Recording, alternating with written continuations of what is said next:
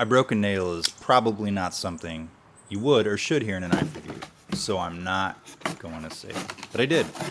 Okay, maybe more like a chipped one. It wasn't bad. I'll just cover it up with my usual black nail polish. The Enlan EL-01 has been tearing the crap out of my nails when I open it. I know, knife bro problems. The Enlan EL-01, like I just said, is a classic big Chinese flipper folding knife that I'd heard a lot about from all of my friends and family. Okay, really by internet knife bros. And like a lot of Chinese-made knives, it's big and heavy, and it's cheap. Like the new Enlan EL-10 I just reviewed.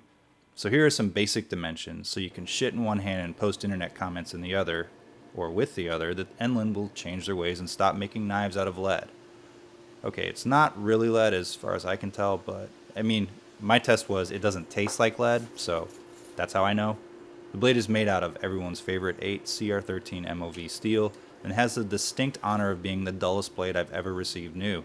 And by everyone, I'm excluding all those people who like to spend more than $15 on a knife.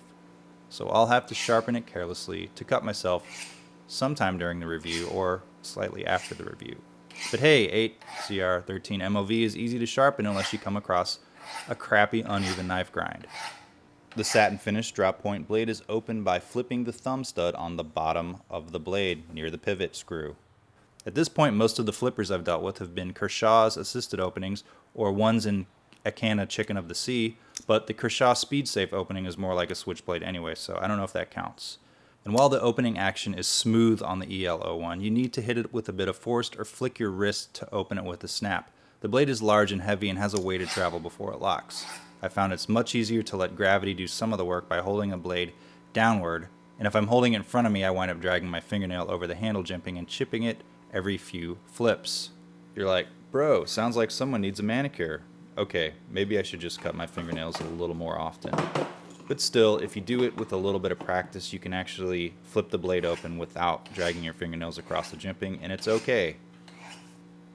The blade is held into place after opening by a sturdy liner lock, which is easy to disengage. The liner is milled out, so that implies there's been some consideration taken involving the weight of the knife, right? Well, okay. It's also an open back design, so in theory that also makes it lighter. I guess.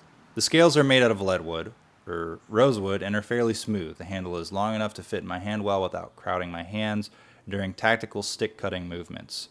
Or let's just say tactical sharpening motions on my sharp maker. The pocket clip only gives you one option, which is tip up, blade backward in the right pocket, or blade forward in the left pocket. The clip is stainless steel and has a nice medium grip on the pocket, so it's not loose, but it doesn't tear the shit out of your pocket either. There's jimping on the front and back of the handle on the top and bottom, but it's all recessed so it isn't harsh like other blades. The blade costs about $13 and comes in a few different scale options, like different colors of G10, but I like wood better.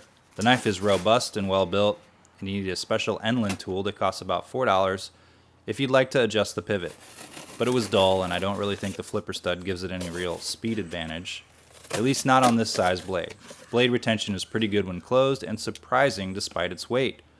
While I'm finishing up, let's get the part out of the way where it says, if you like my video, subscribe to my channel, give my video a thumbs up, and watch all my other videos if you're having trouble falling asleep. I review expensive and cheap stuff, outdoor gear, and I guess some thumb drives for your iPhone. Anyway, thanks for watching.